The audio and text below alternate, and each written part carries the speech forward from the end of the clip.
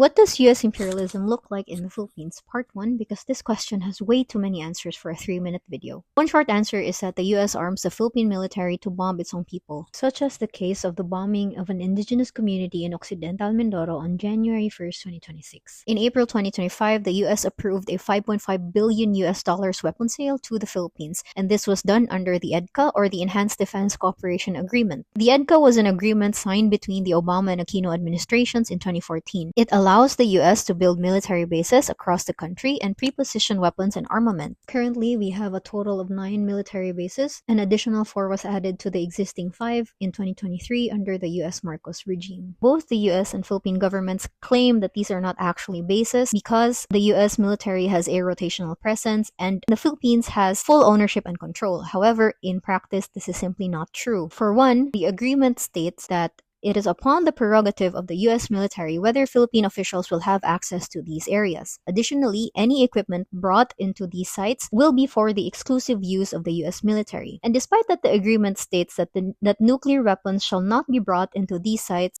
it also states that the US and its contractors will have unimpeded access with regards to the storage of weapons. Basically, the Philippines has no way to ensure US military compliance. The EDCA also treats the US as a sovereign power with extraterritorial rights. The US does not pay rent, does not pay taxes, and is allowed to establish their own telecommunication system and use the radio frequency free of cost. And all of this while the Filipino people are suffering under the weight of taxation and landlessness and displacement. And under the Visiting Forces Agreement of 1999, the US has full jurisdiction over its military personnel who have committed crimes on Philippine soil. This essentially makes them immune to Philippine law. And lastly, the EDCA is unconstitutional because it did not have Senate concurrence. This has a longer explanation that I'm hoping to do in another video.